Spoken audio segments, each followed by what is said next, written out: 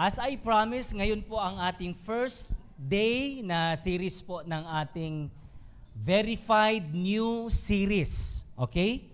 At ngayon po, ang first installment ay pinamagatan kong Save by Grace. Sabihin natin lahat, Save by Grace. Dalawang word po ang importante dyan, yung salitang save. Pangalawa, yung salita pong grace. Ayan. So kung may kilala po kayong pangalan niya, Grace, importante po yan. Purihin ang Panginoon. So if you have your Bible, please open your Bible in Ephesians chapter 2, verse 8 and 9. Ephesians, nasa New Testament po tayo. Ephesians chapter 2, starting from verse 8 and 9. Okay? At ang sabi po, for it is by grace you have been saved. Pwede ba nating basahin ng sabay-sabay? 1, 2, 3, go! For it is by grace you have been saved. Now, ang tanong dyan, yan bang salitang save, ano yan sa Tagalog? Ligtas or kaligtasan. Now, ang tanong, yun bang salitang save dyan, mangyayari pa lang or nangyari na? Ano? Nangyari na. Sa elementary, sa high school, tinuturo po sa atin kapag po merong ED or kaya D sa dulo, nangyari na, past tense na. Tama? So kung kayo po ay nananampalataya sa ating Panginoong Jesus bilang hari, bilang Panginoon at tagapagligtas ng buhay mo, ikaw daw po ay saved. Saved. Ligtas na. Hindi yung maliligtas pa lang, kundi ligtas na.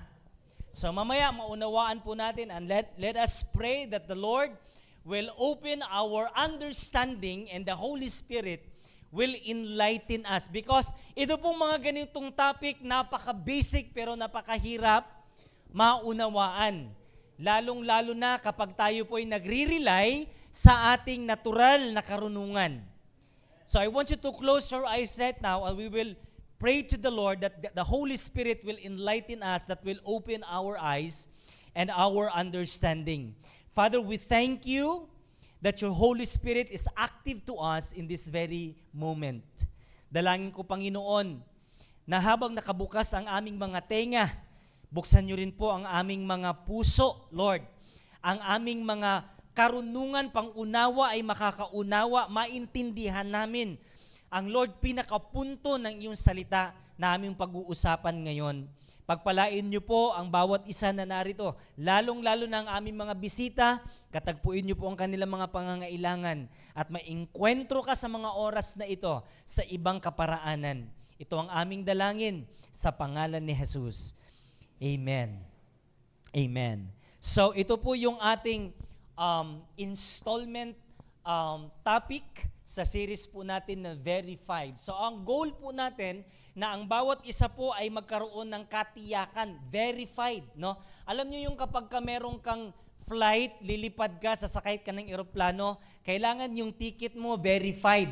Pagdaan mo doon, ilang tao ang dadaanan mo, chine-check yung ticket mo because we want to make sure that everyone is verified. No ho? Pag-akyat natin sa langit, mga kapatid, no ho? Kailangan verified ang bawat isa para po makarating tayo, ma-qualified tayo sa langit. So, few things that are about to clarify this morning is the word grace and the word save. Okay, sabihin natin lahat, save. Now, I have good news to you, no? Because in Greek and in Hebrew, gusto kong paminsan-minsan dalawin po natin yung root kung saan original na isulat ang mga salita na nababasa natin sa Bible kasi doon natin makukuha ang mas malinaw na kahulugan. So, we will take a look at the word save. So, para po tayong nasa eskwelahan ngayon, nag-aaral po tayo, but please bear with me because this topic is very important and very crucial. So, let's take a look at the word save. Unahin po natin yung salitang save. Now, alam nyo ba na ang salitang save, okay, sa unahin ko lang po, saglit yun pong sa Hebrew. Kasi ang unang nakasulat ko dyan is Greek. Nauna po kasi yung Hebrew. Pag sinabing Hebrew, yung Old Testament ninyo nakasulat sa Hebrew yan. Okay? And then, yung New Testament nakasulat sa Griego. Now, ang salita pong save or salvation, okay, sa Hebrew ay katumbas sa salitang Yeshua. Sabihin natin lahat, Yeshua. Naalala niyo po yung kwento na si Moses at ang buong Israel, na-corner sila nandun sa dagat. Tapos paglingon nila sa likod, nakita nila yung Egyptians papunta na sa kanila. Hinahabol na sila. Sino nakapanood ng movie na yon? Tapos natataranta na yung mga tao, hindi na nila alam ang gagawin. Sabi ni Moses ngayon, Israel, please be still and know that the Lord is your God. Ano? Tapos sabi niya, know that God is your salvation. Be still and know that your God is your salvation. Yung word na salvation na yan, mga kapatid, hindi lang yan ordinaryong salvation na ililigtas ka sa kapahamakan. That very word salvation in Hebrew, that is the word Yeshua. Yung salitang Yeshua, sa Greek word, that word means Messiah. And both Yeshua and Messiah is the same with the word Joshua or kaya Jesus. Kaya nung pinanganak si Jesus, sabi niya, ang ipapangalan mo sa kanya, Yeshua, which means salvation. So the word salvation means Yeshua. Sa Greek naman, ang tawag naman sa Greek, sozo. Medyo malayo sa tunog. Pero mga kapatid, yun pong salitang sozo, ang ibig sabihin niyan, made whole. Nakuha nyo? Made whole. Ano ibig sabihin ng made whole? Yung talagang parang sasakyan ba? Nasira ka, kumatok, in-overhaul. Ang tawag dyan, made whole. There is something wrong with your health. There is something wrong with yourself. When the Lord touched you, you became made whole. Are you following?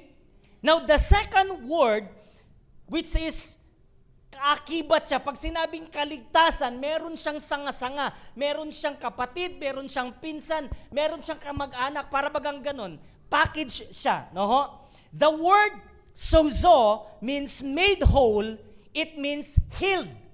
The second word for sozo is healed. Sabihin natin lahat, healed. So ang salvation pala, it means healed. The first meaning of salvation is made whole. The second word for salvation is healed. So nung ikaw ay maligtas, matik yun, kasabay doon yung healing. Come on, guys. Sabihin natin lahat, I am healed. If you are saved, therefore you are healed. Now, the third word for sozo or salvation or save is the word preserve. Are you following? Preserve. Yun bang ang Israel, imbes na mapatay sila nung mga sandaling yun, their lives was preserved. Yet, yan yung physical salvation. They were rescued by the Lord. Nang himasok ang Panginoon, and their lives was preserved.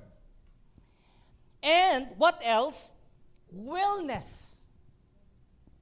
I like this. Ang kaligtasan daw pala, wellness. So kung ikaw niligtas ka ng Panginoon, walang dahilan na hindi ka palalaguin ng Diyos. So ang wellness, kaakibat yan or kalakip na yan doon sa kaligtasan na pinagkaloob ng Panginoon sa atin. And finally, the word sozo or save is literally save or rescue. Yun bang nagpipray ka, mabubunggo ka na sana ng sasakyan, nagasgasan ka lang. Nagasgasan ka nga, pero hindi ka namatay because God saved you. Yung save na yan, alright? Yung save na yan, yung kaligtasan na yan, yung rescue. You were protected, you were preserved. Okay? So, meron ding mas malalim na save talaga, yung tinatawag nating eternal death or spiritual death. Na kahit anong pray mo dyan, di na talaga gumagaling eh. Pero merong napagaling dyan, yung spiritual death ng tao. Na-save siya doon sa spiritual death. Alright? So let me show you in the gospel the word deliverance. Don't you know that the word deliverance in the gospel, Matthew, Mark, Luke, John, just in these 4 books of the Bible, it appears 14 times pertaining the word deliverance. Makikita po natin dyan. 14 relate to deliverance from disease or demon possession. So kapag ang tao na born again siya, tumanggap siya sa Panginoon, now, sorry for the word, I'm using the word born again because ang salita po kasing born again, hindi siya relihiyon. When you receive Jesus as your Lord and Savior, that's not religion. When you receive Jesus as your Lord and Savior from with all of your heart, the Bible said, immediately, you were born into God's kingdom. Na ipanganak kang muli sa kaharian ng Panginoon. And we call it born-again experience. Now, if you are born again, if you are saved, the Bible says, 14 relate to deliverance from disease or demon oppression. May mga na-oppress talaga eh. No? Hindi la, alam niyo yung salitang disease, malalim siya sa salitang sakit. Ang disease, ito yung,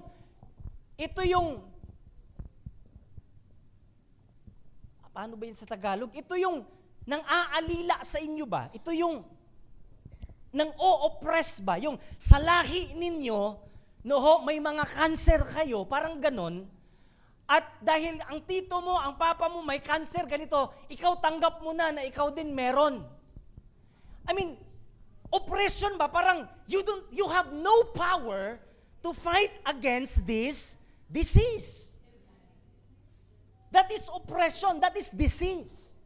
And some of us, hindi man sakit, hindi man karamdaman, meron naman yung talagang alila ka, alipin ka, oppress ka sa kahirapan.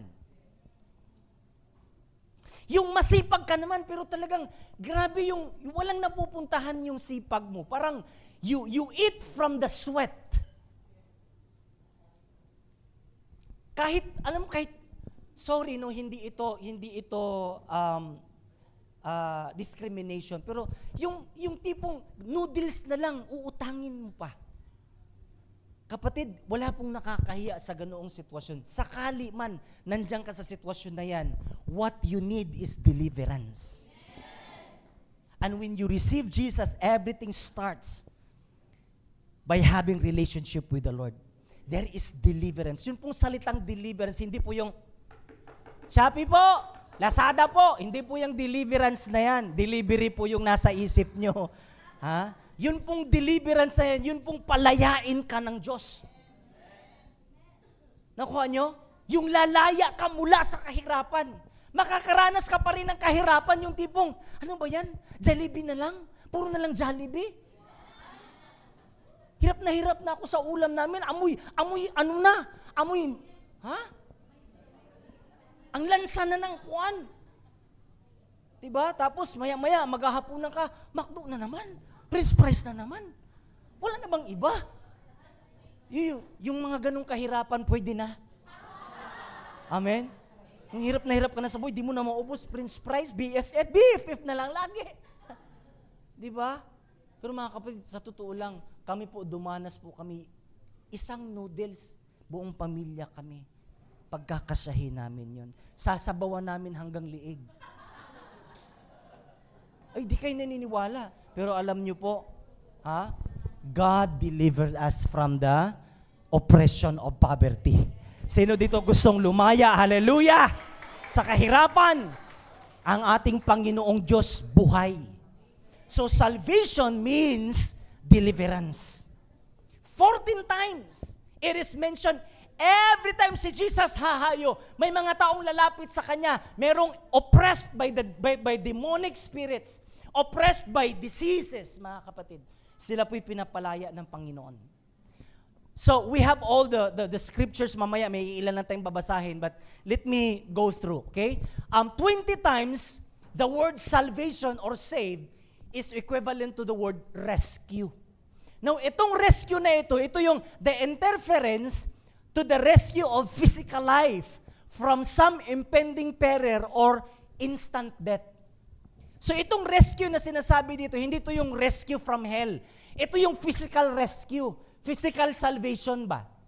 Na yung mabunggo ka o kaya merong tinatawag na premature death, hindi ka pa dapat mamamatay, natigok ka na. So God can rescue us through His saving power. I tell you, salvation is very powerful. What else? 20 times is mentioned salvation referring to the spiritual salvation. So 20 times physical salvation, 20 times spiritual salvation. At yung salvation na tinutukoy dito, ito yung kaligtasan mo sa kabilang buhay. Okay? Now, let me go through. Tingnan natin muna yung deliverance. Matthew chapter 9 verse 21 hanggang 22. Ang sabi diyan, "For she said to herself, if only I may touch his garment, I shall be made well." But Jesus turned around, and when he saw her, he said, "Be of good cheer, daughter.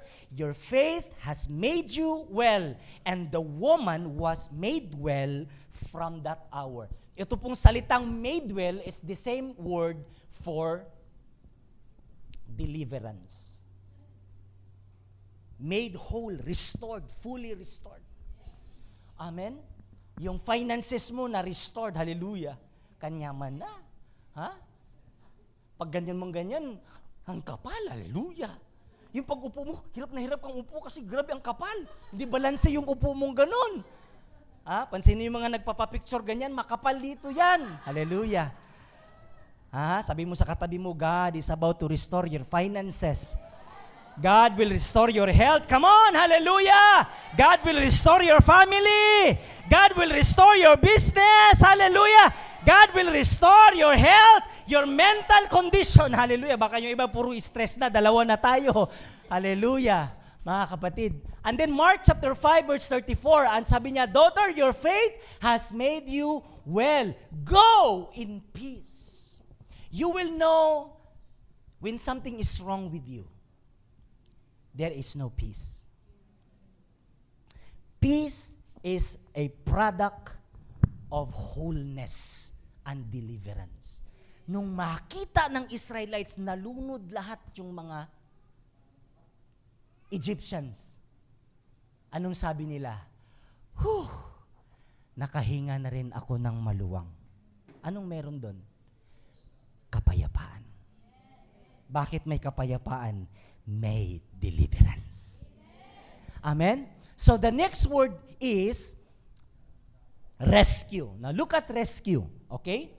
Sabi dito, Matthew chapter 8 verse 25, "Then his disciple came to him and awoke him, saying, Lord, save us." So itong salitang Lord, save us, hindi natin ito pwedeng gamitin na scripture para patanggapin siya sa Panginoon. Because this scripture is not referring to eternal salvation or eternal life. Are you following? This scripture is referring to physical rescue or physical salvation. Kaya nung nagbangka sila, natulog si Jesus, bumayo ang matinding hangin, di na nila alam kung gagawin nila, ginising nila si Jesus, sabi niya, "Jesus, malulunod na tayo." Uy, dinamay pa nila si Jesus. Tayo daw. Lord, wala ka bang pakialam, malulunod na tayo? Kailanman hindi malulunod si Jesus. Bakit? Kung saan ang bagyo, mga kapatid, doon lumalakad ang ating Panginoon. He walks over the waters. Hallelujah. He walks over the flood. He walks through the storms of life. Wala pong pwedeng maglunod sa ating Panginoon.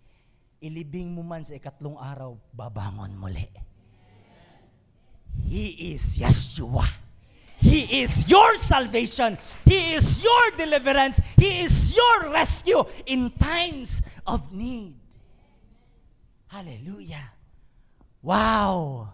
Matthew chapter 14 verse 30, when he saw, nung si Pedro lumakad sa tubig nung makita niya daw yung mga malalakas na hangin, ano ang sabi niya? He was afraid and beginning to sink, and then he cried out, Lord, save me. Again, that Lord save me phrase, mga kapatid, hindi po yan eternal salvation. That's physical. What I'm trying to say right now is that kahit ikaw born again ka na, kahit ligtas ka na spiritually, wag mong gawing dahilan na importante, ligtas ako spiritually. Bakit? Kahit ligtas ka spiritually, kaya ka pa rin igligtas ni Lord physically. That's how good our God is. Amen? Okay, finally, tignan natin yung example ng salitang salvation. Mark chapter 16 verse 16, he who believes and is baptized will be saved, but he who does not believe will be condemned. Nakita niyo po? He who believes and is baptized will be saved. Yung salvation na tinutukoy dyan, malalim na salvation yan. That is salvation pertaining to eternal life. Hell and death ang hell and heaven ang pinag-uusapan diyan. Okay? John 3 verse 17, for God did not send his son into the world to condemn the world, but that the world through him might be saved. Wow. Hallelujah. Nakita po natin, merong rescue, may physical salvation, meron ding spiritual salvation. Ito ang pinaka-importante sa lahat, mga kapatid. Spiritual salvation. Amen? Sa totoo lang, kahit anong pray natin, anong ingat natin sa ating katawan, dahil ang ating katawan ay contaminated with sinful nature, our body is destined for corruption. Antayin na lang natin yung pagbabalik or yung rapture, pagbabalik muli natin Panginoon.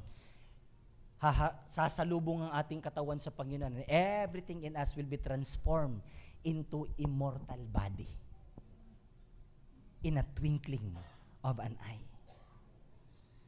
Hallelujah. So let's go back to Ephesians chapter 2 verse 8 and 9. For it is by grace you have been saved through faith. And this is not from yourselves. It is the gift of God, not by works, so that no one can boast. All right? Now, I forgot my illustration. But let's say this is your deliverance. This is your Jesus. Okay lang ba mag-illustrate? This is your Jesus. And this is your deliverance. This is your rescue. This is your healing. Okay? This is your protection. This is your spiritual salvation and everything that is in it. All of them are packaged into Jesus. Nasa loob yan in Christ. Okay? Now, yung salvation, yung rescue, yung protection, lahat ng ito, nakapasok ito sa tinatawag na package. Si Jesus, pati yung rescue, pati yung mga binabanggit natin kanina, Yeshua, yung healing, deliverance, lahat ito, nakapasok pa ito sa isang box. At ang tawag sa box na yan, gift. At yung gift na yan, ang tawag sa Bible yan, grace. Nakuha niyo po yung picture? Wala na akong magamit na illustration eh. No, meron kasi akong pinlano kagabi, no, hindi nangyari lang, no? Nakalimutan. So, tignan niyo to ha, lahat ng ito, maging si Jesus, maging ang salvation, maging ang deliverance, maging ang restoration, anything. Okay? lahat ng benepisyo ng kaligtasan, lahat ng ito, nakalagay pa ito sa isang box, na ang tawag sa box na yan, gift box na yan, grace. So, here's the key. It is by this gift that you have been saved. Para bagang ganito. Last Sunday, meron tayong pinagpipray ditong motorsiklo. 2. Motorsiklo ba ang pinasok dito? Hindi na, susi na lang. Amen. Pag may susi ka, may motorsiklo ka. Walang pinagkaiba. Pag meron ka nitong biyaya, pag meron ka nitong regalo, nakapaloob sa regalo na yan, si Kristo. Ang kaligtasan, ang pag-iingat ng Diyos, ang restoration, hallelujah, lahat nandiyan nakapaloob sa biyaya na yan. And when you receive that gift, the Bible said, you have been saved. Maliwanag ba? So salvation is grace. Tingnan natin to. Salvation is by grace. Anong ibig daw sabihin ng grace? Grace means gift. Second, grace means unmerited favor. Yung bang napaboran ka, sabi mo, natsambahan ako. Di ba? Ang term na madalas natin ginagamit, naswertihan. Naswerte ka, buenas. Okay? Ano pa? Something you don't deserve. Or something you can't earn. Now, ang grace, mga kapatid, gift. Sabihin natin lahat, grace means gift. Now, nung December, sino dito tumanggap ng regalo? May tinanggap kang regalo, di ba? Hindi yung exchange gift. Kasi yung exchange gift kasi, may kapalit eh. Ano mang bagay na may kapalit, hindi na gift. Maliwanag ba sa atin yon? Ano mang regalo na tinanggap mo na may kapalit, hindi na regalo yan. Sohol na yan o reward na yan.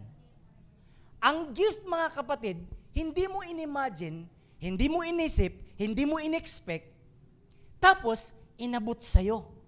That is gift. That is grace. Ano daw yung gift? Something you don't deserve. Bakit ang gift, something you don't deserve? Okay? Bakit itong gift na to, pag ibigay ko kay JC, bakit si JC hindi deserving sa gift?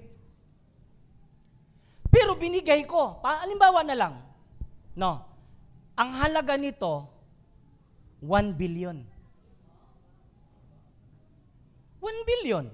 Alam nyo ba, ng halaga ng buhay mo, higit pa sa 1 billion? Tingnan nyo to ha.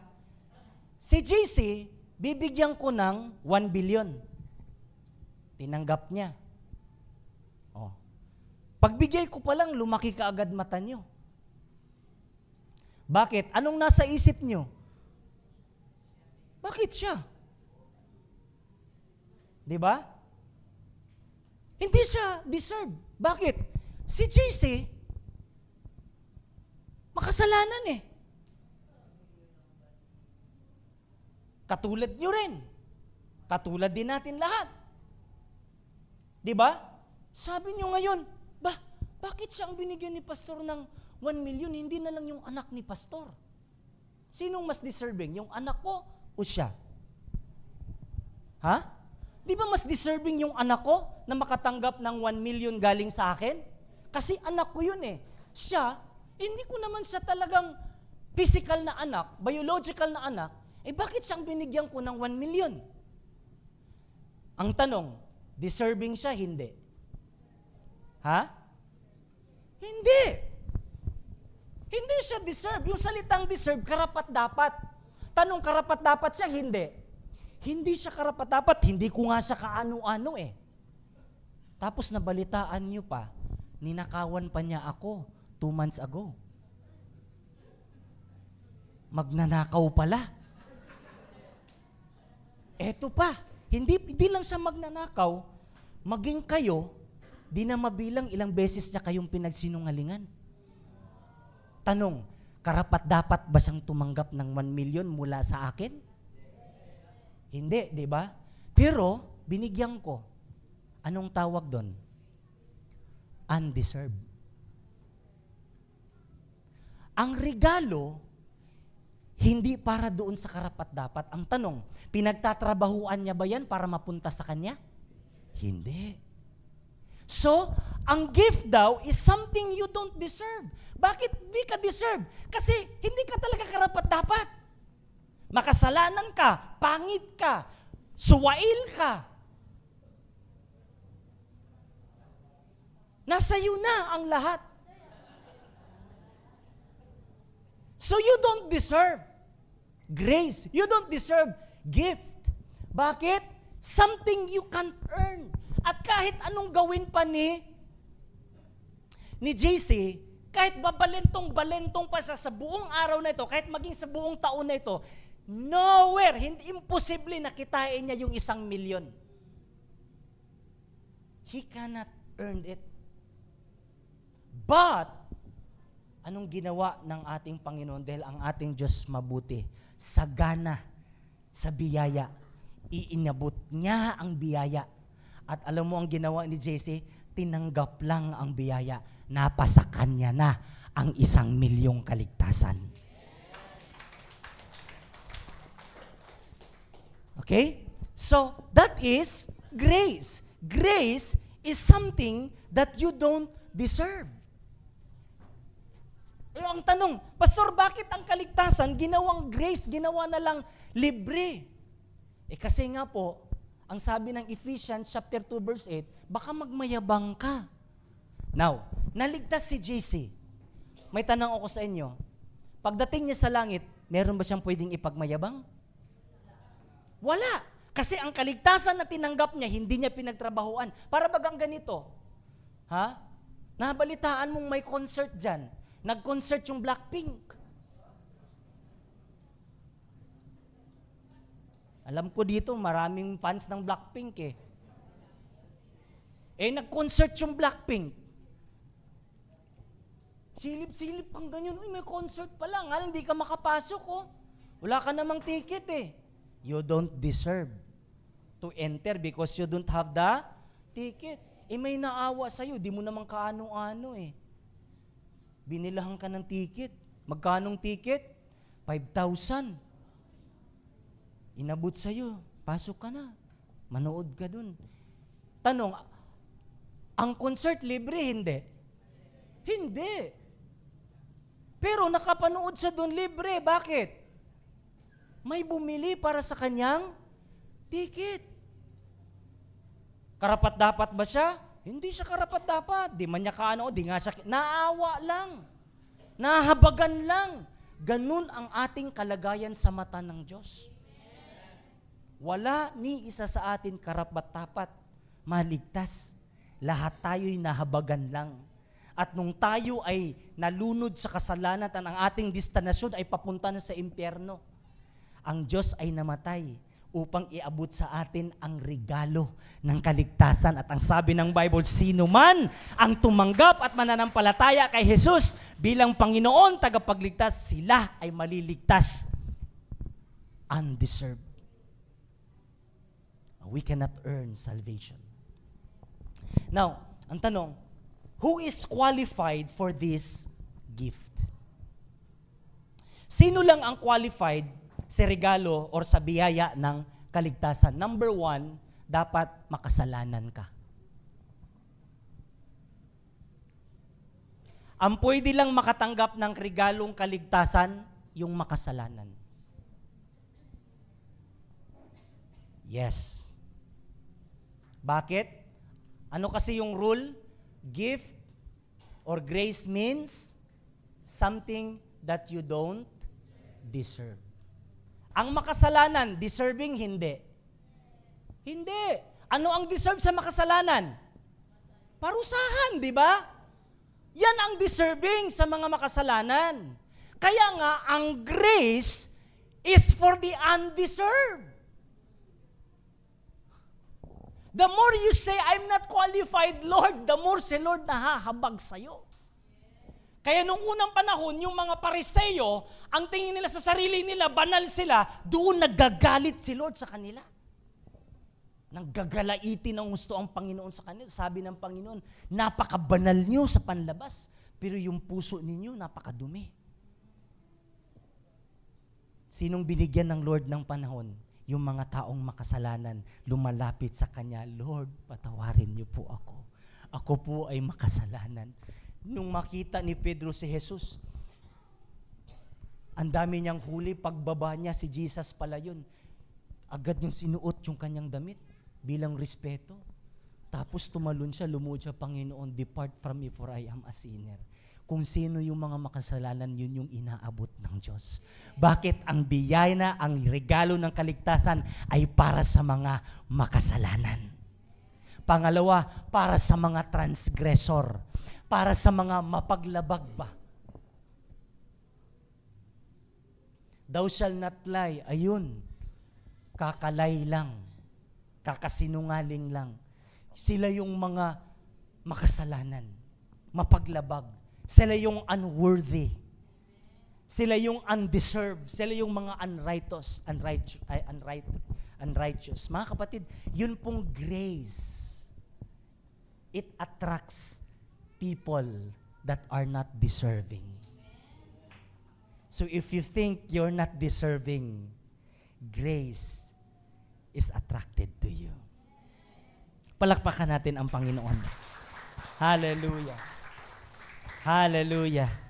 Woo! Romans chapter 5 verse 7 and 8. Mahirap mangyaring ialay ninuman ang kanyang buhay alang-alang sa isang taong matuwid. Bagamat maaaring may mga has na gumawa nito alang-alang sa isang mabuting tao. Ngunit ipinadama ng Diyos ang kanyang pag-ibig sa atin nang mamatay si Kristo para sa atin noong tayo'y makasalanan pa. Pansinin niyo po yung kinulayan ko dyan. Bagamat, ang sabi dyan, maaaring may mga has na gumawa nito alang-alang sa isang mabuting tao. Na may tanong ako sa inyo ngayon. Handa ba kayong magbuwis ng buhay para sa mabuting tao? Ha? Paano kung yung mabuting tao na yan, hindi mo kaano-ano? Handa kang mamatay para sa tao na yan? Ha? Ako, practically, hindi. Sa anak ko siguro pwede. Lalong-lalo na sa asawa ko.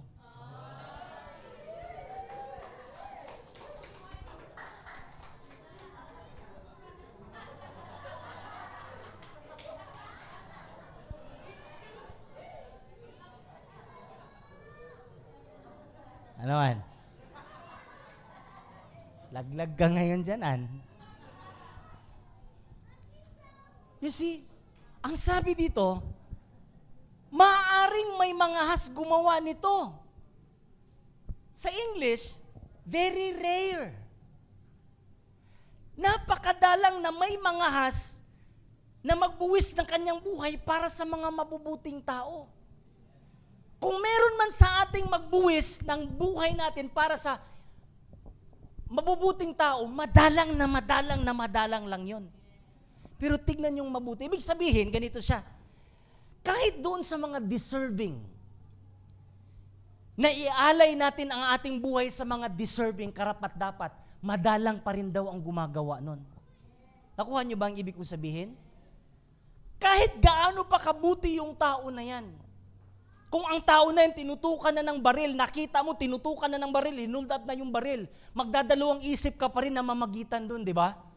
Sino sa inyo malakas ang loob? Dalawang tao na tumutok na ng baril sa tao na yan dahil nakita mo, uy, kilala ko yan, mabait naman yan eh. Eh dahil mabait, pinuntahan mo, sabi niya, teka, hold upper, ako na lang barilin mo, wag na lang siya. Kaya niyong gawin yon? Ha? Sa mabuting tao. So tama ang Bible. Tama? Very rare. Pwede siguro, pero napakadalang na may gagawa, handang mamatay para sa mabuting tao. Napakadalang. In other words, maging tayo, we want to invest our lives on undeserving people. Pero napakadalang pa rin yan. Pero ano ang sabi ng Bible? Ngunit ipinadaman ng Diyos ang kanyang pag-ibig, kanyang regalo, ang kanyang biyaya sa atin nang namatay si Kristo para sa atin nung tayo'y makasalanan pa. Alam niyo kung anong ibig sabihin nito? Ha? Ibinigay niya ang kanyang buhay bilang regalo sa ating lahat nung tayo'y undeserved. Nung tayo'y makasalanan, hindi karapat-dapat bigyan ng regalo. Pero nung time na tayo'y hindi karapat-dapat, yun yung panahon na siya'y namatay para sa atin upang ikaw at ako makatanggap ng biyaya ng kaligtasan. Palakpakan po natin ang Panginoon. Hallelujah. Romans chapter 3 verse 23, sapagkat ang lahat ay nagkasala at walang sinumang karapat-dapat sa paningin ng Diyos. Lahat daw po nagkasala at walang kahit isa deserving. Lahat daw po tayo hindi karapat-dapat sa paningin ng Panginoon. Subalit, kahit tayo ay hindi karapat-dapat sa kanyang biyaya, kahit hindi tayo karapat-dapat na mamatay siya para sa atin, ginawa niya pa rin ito. Bakit?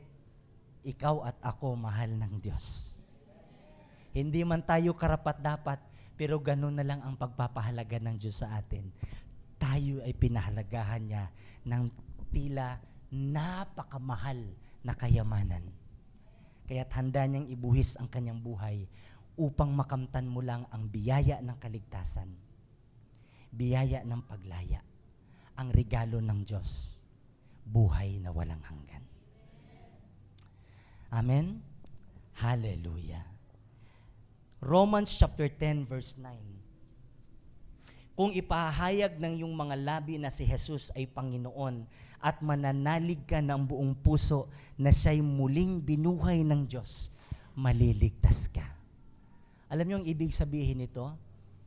Kung tatanggapin mo sa iyong sarili na ikaw ay isang makasalanan, ikaw ay undeserving, ikaw ay hindi faithful, ikaw ay hindi worthy, para kang basura na binili ng Diyos. Kung ganyan ang tingin mo sa sarili mo, congratulations.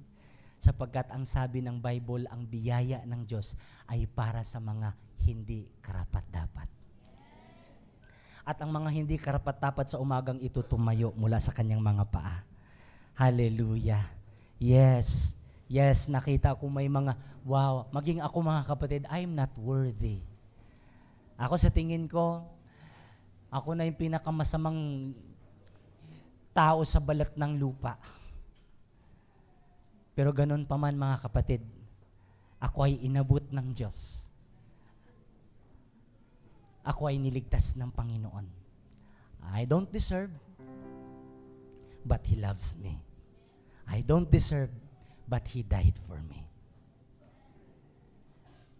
At ngayong umaga, if you think you are not deserving, that's the good start. That's a good point. Because you know what? Lahat talaga tayo hindi deserving. Kaya nga po, habang ini-enjoy po natin yung buhay na ito, habang nagbulay-bulay ka, maiiyak ka na lang eh. Lord, hindi naman talaga ako karapat-dapat eh.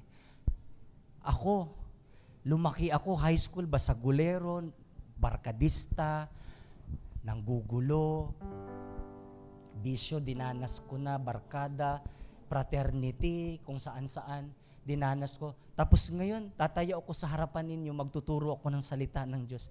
I don't deserve.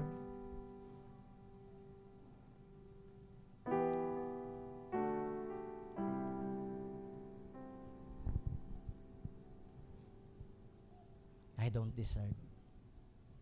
In fact, dito sa kwartong ito, meron pang mas deserving sa akin na tumayo dito sa harapan. Meron pang hamak na mas matalino, mas magaling magsalita.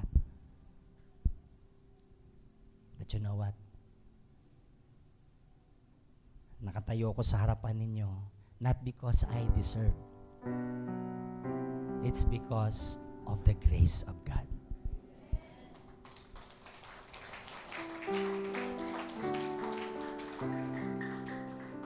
Let me tell you something. Good people don't go to heaven. That's the sad truth. Good people won't go to heaven. Only forgiven people do. Those people are undeserving people. Sila yung mga tao na haharapin si Lord at sasabihin, Lord, I am a sinner. Just like Peter, Lord, depart from me. I am a sinful man. God loves the undeserving. God loves the unworthy. If you are neglected, tinaboy ka, tinakwil ka ng pamilya mo, hindi ka na kinikilala ng mga kamag-anak mo, congratulations. Because God still loves you. And if people thinks you're not deserving, you don't deserve, mahalaga ka sa ating Panginoon. Amen? Hallelujah. Good people don't go to heaven. Forgiven people do. Pinakasimpleng logic, kung ang kabutihan mo ang magiging ticket, magiging susi para makarating ka sa langit, hindi na kailangan ni Jesus mamatay sa cross ng Kalbaryo at ialay ang kanyang buhay bilang biyaya, handog na regalo upang ikaw ay maligtas. Ngayong umaga, kung nakita mo ang sarili mo, Pastor, I don't deserve forgiveness. I don't even deserve heaven. And I humble myself before the Lord. Ang sabi ng Bible, kung ipapahayag ng iyong mga labi na si Jesus ay Panginoon at mananalig ka ng buong puso na siya ay muling binuhay ng Diyos, maliligtas ka. Amen?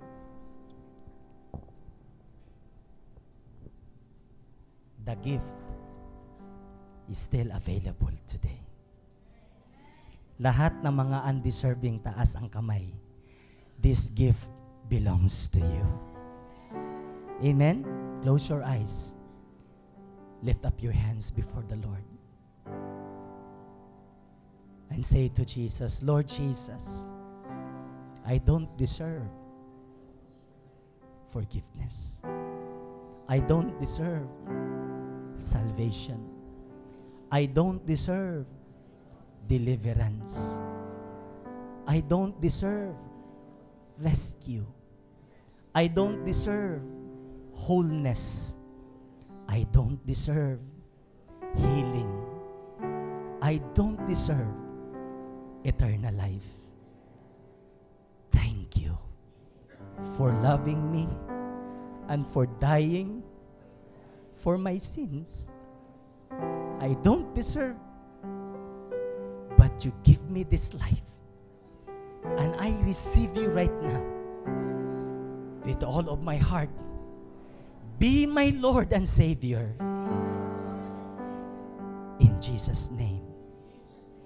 Amen. I-congratulate mo yung katabi mo. Ang sabi ng John chapter 1 verse 12, all who did receive Him, who believe in His name, He gave the right to become children of God. Hallelujah! Lahat ng mga anak ng Diyos sumigaw, I am a child of God! I don't deserve, but I am forgiven. Hallelujah. Amen? Praise the Lord. To all who did receive Him, believe in His name, He gave the right to become a children of God. Now, before I close, let me encourage every one of you, especially kayo pong mga first time na dumating sa ating church ngayon. You received the Lord and you are a child of God right now. Para po kayong mga baby, bagong silang. Wala po tayong makikitang bata na bagong silang kayang mag-survive, mag-isa. Kailangan niya ng mga magulang, kailangan niya ng pamilya. I encourage every one of you to join a life group today. Amen? Yung nag-invite mo, sigurado may life group yan. After the service, magkaroon tayo ng konting groupings dito. Mag-join ka sa life group. Tanungin mo kung anong schedule sila sa bahay ng kapitbahay mo, kung sino mang nag-invite sa'yo. Tapos mag-join ka doon, makikinig ka. Kasi ang sabi ng Bible, tayo mga bagong silang, we need the pure milk of the Word of God. And you will be fed with the Word of God. Lalago ka, may magtuturo sa'yo. Libre lahat ito. Bakit? Sabi, libre pastor, hindi ako deserving. Yes, hindi talaga tayo deserving sa pagmamahal ng Lord. Kahit sa serbisyo ng Panginoon, we don't deserve. All are by grace. Lahat biyaya ng Diyos. We don't deserve, but God loves us. He makes us worthy. Amen? Tayo po'y manalangin. Father, we thank you sa mga kaluluwa na tumanggap, kumilala sa inyo bilang Panginoon tagapagligtas. Sila ngayon ay mga anak ninyo. Pagpalain niyo po sila. Ingatan niyo po sila sa kanilang paglago, takot sa inyo at ang pagmamahal ang magiging gabay. Bless niyo rin po ang kanilang mga life guide, tutulong sa kanila sa kanilang paglago spiritual. Thank you, Lord, for what you have done today. All the glory belongs to you. In Jesus' name, amen.